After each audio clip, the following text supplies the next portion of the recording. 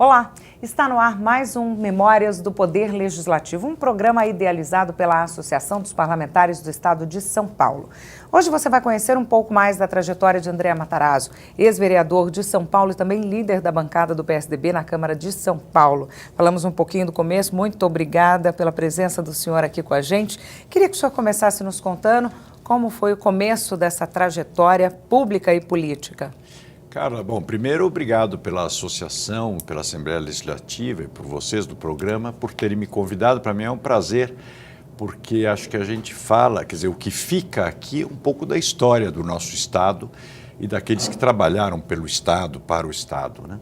Minha trajetória foi muito interessante, porque eu venho de uma família de industriais e comecei minha vida como empresa privada, na empresa da minha família, até em 95, 94, quando fizemos a campanha do presidente Fernando Henrique. No final, o governador Mário Covas me convidou, estava o Estado numa situação muito difícil, né? O Estado estava complicado, me convidou para administrar, para ser presidente da Companhia Energética de São Paulo, a CESP, que na época era a terceira maior empresa do Brasil, a maior companhia energética fora a Eletrobras, e estava literalmente quebrada, né? Com usinas inconcluídas. E, então, essa foi minha primeira posição no Executivo. Eu já tinha tido uma rápida passagem por governo com o professor José Goldenberg, que foi quem me levou para a vida pública, vamos dizer, quando ele foi ministro da Educação e ministro da Saúde no governo Collor. Fui assessor especial dele, foi o meu primeiro contato aí com o governo. Depois também passei um ano no governo Itamar Franco como secretário executivo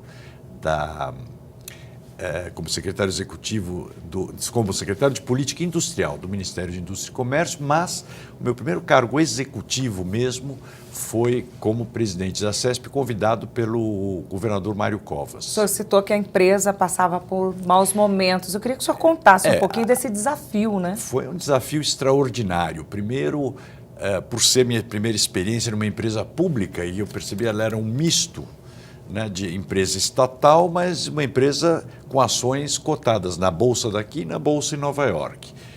A empresa que fazia aqui em São Paulo, no estado de São Paulo, a geração de energia com suas usinas, a transmissão de energia com as linhas, né, e a distribuição de energia para 228 municípios, me lembro bem, nessa época.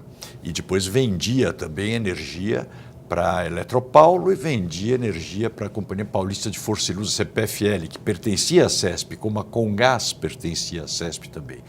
Bom, feito o diagnóstico da situação que estava o Estado, que estava a companhia, o governador Covas autorizou a fazer a privatização. Então foi uma experiência muito fascinante. Primeiro, por fazer a reestruturação de uma companhia daquele tamanho, que estava muito mal, e olha, nós fizemos ela integralmente com os profissionais da casa. Só usamos uma consultoria externa, que foi para a implementação do programa de qualidade total, que foi feita com o professor Falcone. O resto, uma diretoria que o Covas me autorizou, que já foi uma inovação. Ele me falou: os diretores você escolhe, eu não quero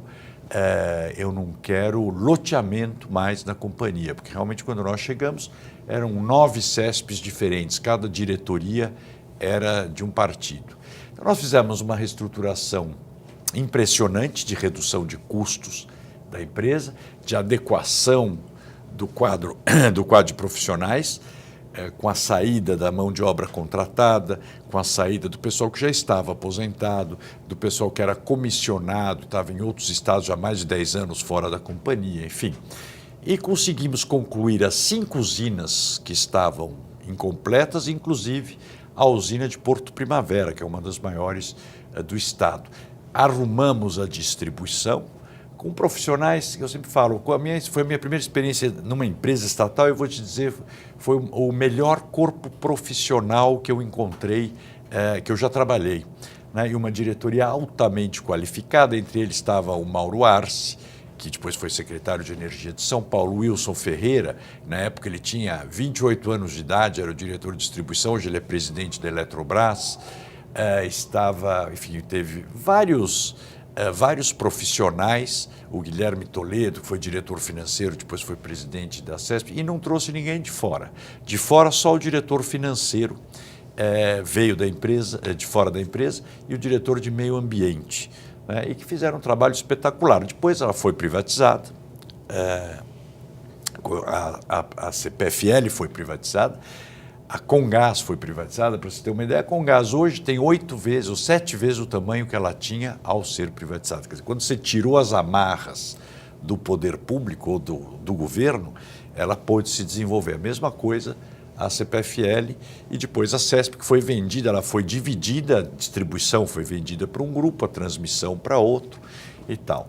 Então, esse foi minha primeira passagem por 3 anos, 4 anos, na verdade, no governo do Mário Covas, mas no último ano eu acumulei a presidência do Conselho de Administração da CESP, Eletropaulo e das outras, e a Secretaria de Energia, que ele me convidou para assumir a Secretaria de Energia. Então foi um ano também muito interessante. Trabalhar com o Covas foi uma extraordinária experiência, porque eu acho que ele foi um grande inovador. Tudo isso que o pessoal está falando agora, choque de gestão, papapá, e então, o Covas era um político de uma capacidade extraordinária política, né, e um gestor muito pragmático. Era um engenheiro politécnico, né? Então conseguiu fazer uma transformação no estado de São Paulo e acho que transformou inclusive a cultura da gestão do estado, né?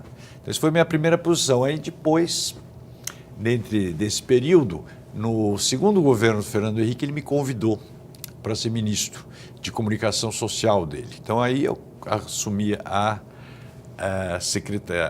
como ministro-chefe da Secretaria de Comunicação da Presidência da República. Posso te dizer que foi uma experiência fascinante trabalhar com o Fernando Henrique. Foi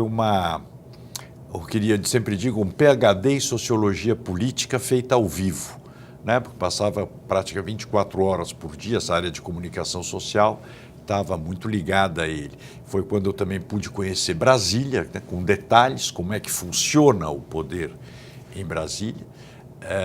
Conviver com ministros também da mais alta qualidade, desde o Pedro Malan, o Zé Serra, Paulo Renato, a própria Ruth Cardoso, o Vilmar Farias, e uma série de pessoas que fizeram história, eu sempre digo, escreveram história do país, para mim, um dos governos mais extraordinários do Brasil.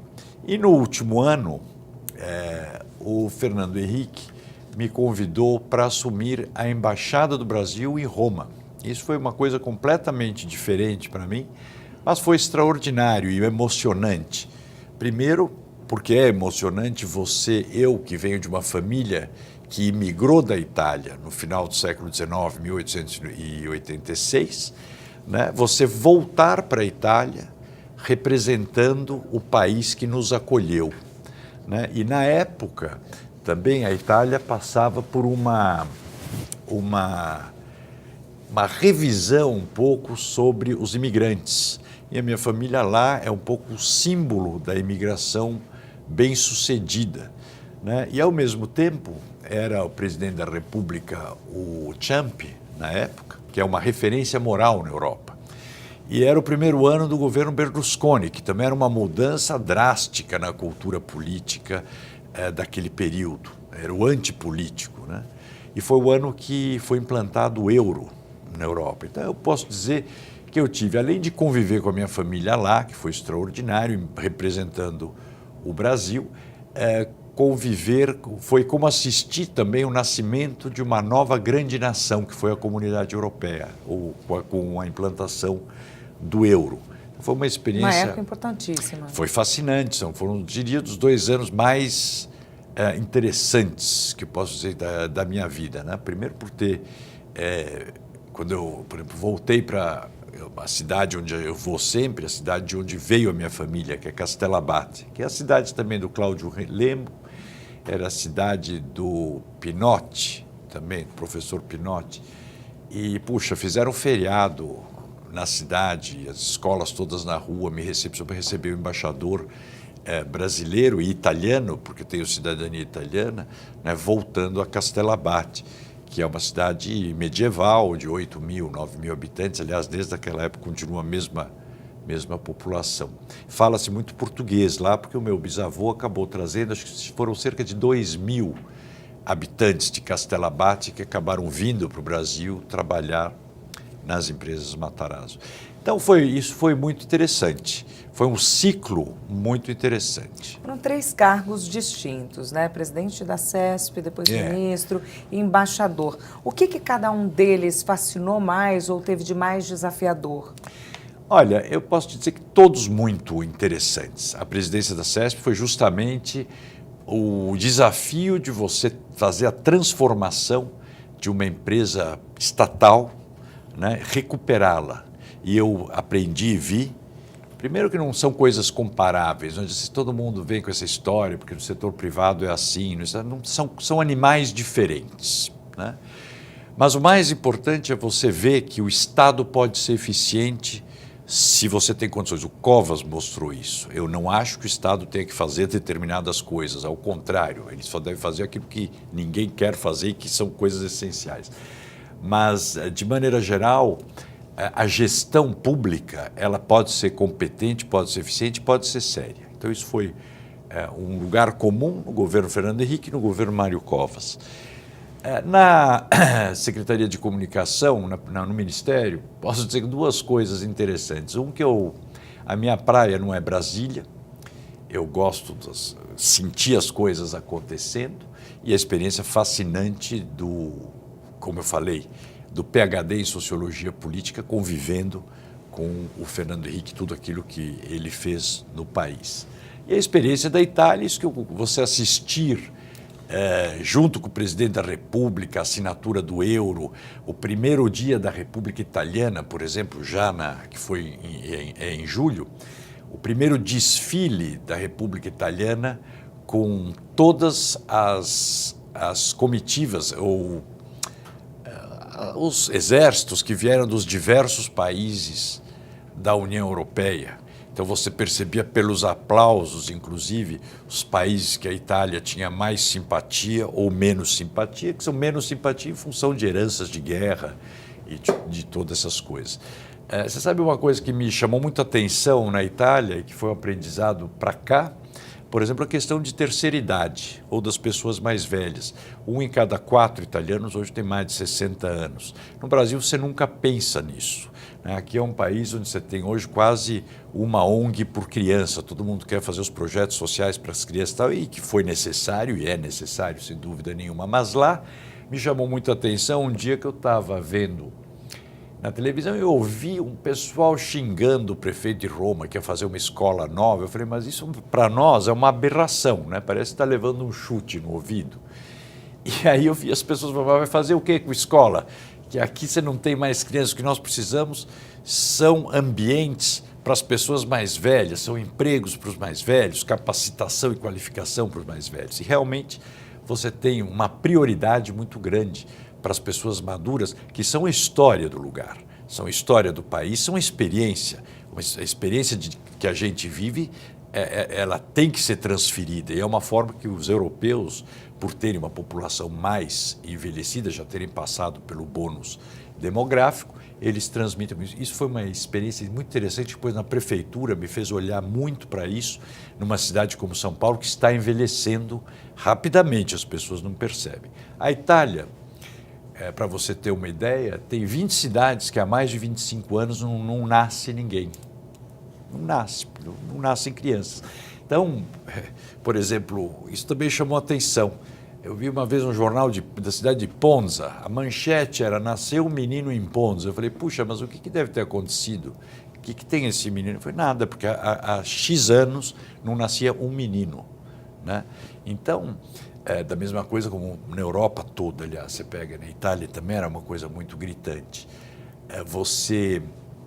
Quando acontece um assassinato, é manchete de primeira página de todos os jornais, né? E você sempre acha que tem uma... Não, para eles é uma aberração alguém ser assassinado. Por quê? Porque a Itália, o ano passado, eu acho 2016, se não me engano, morreram cerca de 540 pessoas assassinadas na Itália inteira. Tudo bem, tem 55 milhões de habitantes, mas é um índice baixinho comparado ao que nós estamos acostumados. Então, esse período lá me fez ver como nós estamos ficando para trás e como nós temos muito a aprender com alguns países que já passaram pelo que nós já passamos. Então, isso também foram coisas que me chamaram a atenção, né? E que ficam na memória da gente e nos servem como um aprendizado. Para mim foi muito importante, muito interessante, principalmente nos cargos que eu ocupei depois, né, essas experiências. A gente falou um pouquinho da esfera estadual e federal, e esses aprendizados, essas experiências, né, elas servem como inspiração para serem aplicadas em qualquer lugar, tanto na prefeitura, no estado... Acho. Você enfim. sabe o que eu acho? É que você, para o setor público, você tem que fazer carreira, como qualquer profissão. Você que é jornalista, você não saiu da faculdade e veio apresentar um programa de televisão ou editar um jornal, né? Você começou a trabalhar lá na redação, depois você foi como foca, fazer matérias de pouca importância para o pessoal ver como você passou pela edição tal, e chegou onde você está. O setor público, isso eu vi, que eu vim do setor privado, é completamente diferente. Então, quando você lida com a burocracia, primeiro você desmistifica coisas, que tudo é ruim, todo mundo é corrupto. Não é verdade, ao contrário, a administração pública tem muita gente competente e eu diria que, num certo sentido, tanto quanto ou mais do que na empresa privada. A diferença é que na empresa privada os excessos você pode tirar. No Estado, nem sempre, em função de lei de estabilidade, todas essas coisas. Mas, por outro lado, no Estado, você também pode não levar a gente para cargos em comissão, aproveitando pessoas da casa que ninguém gosta de fazer isso, porque a cultura no Brasil é muito ruim e a valorização do profissional público, quando eu digo valorização, é capacitação, qualificação, o adornamento dele com cursos, etc., não é feita. Então, você reclama muitas vezes que o cara não é bom. O cara não é bom porque não deram oportunidade dele fazer. Quando não valorizaram ele, ao contrário, quando chega um ministro novo, secretário novo, já nos principais cargos já traz o grupo dele, né, que está errado. Então, isso foi muito importante. E essa experiência pública, quanto mais você tem, mais fácil fica você fazer diagnósticos, você entender o porquê das coisas e resolver problemas com rapidez. A formação do senhor é administração de empresas e tem essa experiência aí nas empresas públicas também, né? O que é preciso para melhorar a gestão pública? Eu acho que várias coisas. Primeiro, acho que a legislação da estabilidade aqui ela não é boa, na forma como é feita. Nem vou dizer que não precise, mas ela precisaria ser modificada. Eu acho que falta isso que eu estava dizendo antes, de você ter um treinamento mais adequado para as pessoas. Eu acho que você vai precisar ter agora o funcionário público 4.0. Não adianta as pessoas continuarem. Isso eu via muito na prefeitura, quando eu fui secretário, quando eu fui para a prefeitura, eu quis começar como subprefeito. Por quê? Porque eu já tinha entendido que o setor público é muito diferente do privado, você precisa conhecer. Eu queria entender como é que a estrutura da ponta funcionava, né? Para um dia você poder comandar, você tem que saber como é que funciona.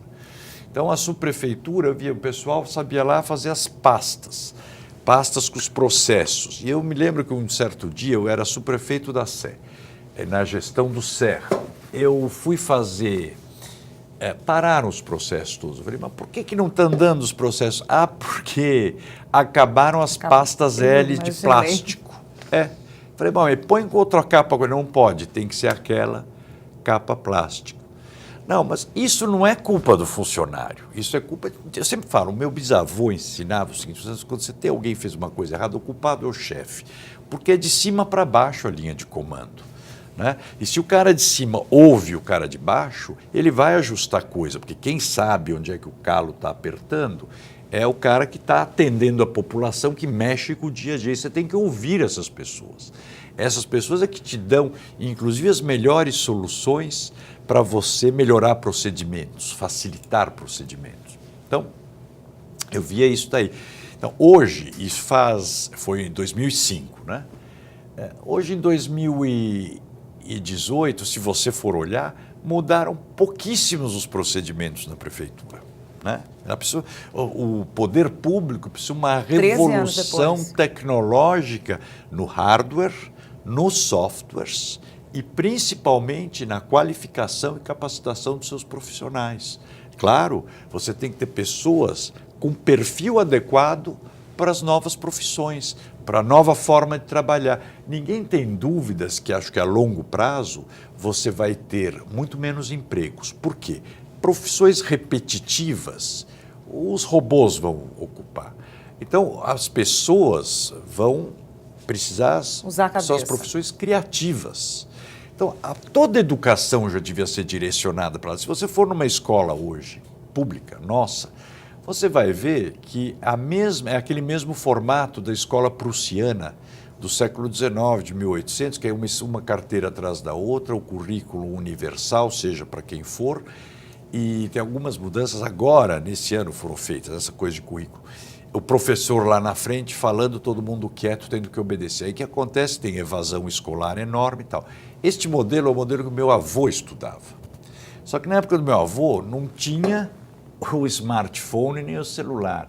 Como é que você prende a atenção de um jovem hoje, né, com um professor muitas vezes mal qualificado, mal capacitado, falando lá na frente, quando ele tem toda a informação já aqui na mão dele, tem diversão, jogo eletrônico, etc. O que é mais lúdico, ficar na rua ou ficar dentro de uma sala, muitas vezes mal arrumada, mal ajambrada? Então, tanto que você vê que as escolas hoje, o conceito moderno são escolas, nem sempre a aula é na mesma sala de aula. Você vai para a sala de aula de determinadas matérias porque ela é feita naquele formato, ou a aula é ao vivo nos museus, não sei o quê. A cultura e a educação se aproximaram muito porque faz parte da formação. Então as escolas hoje, meu ver, aqui continuam preparando as pessoas para serem empregados. Quando eu ia para a escola, o currículo era feito assim, para o cara que queria ser diretor de empresa ou queria ser gerente de banco, etc.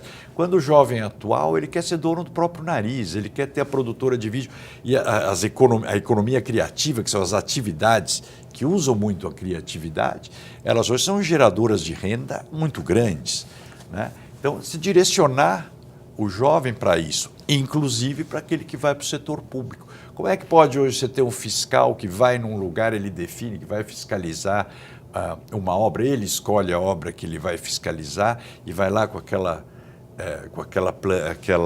como é que chama, aquela tabuleta com os papéis, o grampo lá, prancheta, né? A prancheta com caneta Bic amarrada num cordão de algodão, e aí fica lá anotando a medida. Quando você tem trena eletrônica, você tem foto, você tem tudo. Inclusive a informatização, ela elimina a corrupção, né? Isso é um fato. Então, essas mudanças do setor público precisam urgente, porque hoje você tem no Brasil um Estado que ele tem, eu diria, custo alemão e qualidade cubana. Ou seja, um custo altíssimo com uma qualidade de serviço péssimo. Se você perguntar aqui para todo mundo que está aqui dentro se ele acha que tem um bom serviço na cidade ou no Estado, não tem, porque ele é mal prestado e é caríssimo quando você olha o cômputo total. Você tem um Estado gigantesco, onde o funcionário nem sempre ganha bem, muito pelo contrário, a qualidade do serviço é ruim e o Estado gasta uma fortuna.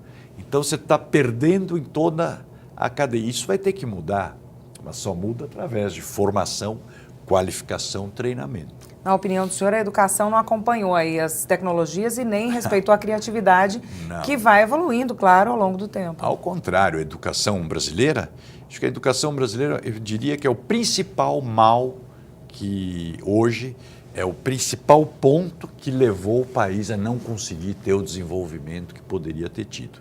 Você tem o Brasil, país com um potencial gigantesco, uma população jovem, que agora está deixando de ser tão jovem, que perdeu esse período em função da falta de educação e da falta da prioridade, falta de ser dada prioridade à cultura também, que a educação, ela forma, a cultura transforma. É o principal pilar aí de desenvolvimento e transformação? Não tem a menor dúvida. Como é que você vai para a inovação, para a ciência e tecnologia sem ter uma boa base de formação? Como é que se pode? Isso aí é alavanca para a criatividade do jovem. Você vai para a periferia de São Paulo, você olha a quantidade de talentos que você encontra por lá, na periferia. E você vê que por que não se sobressaem?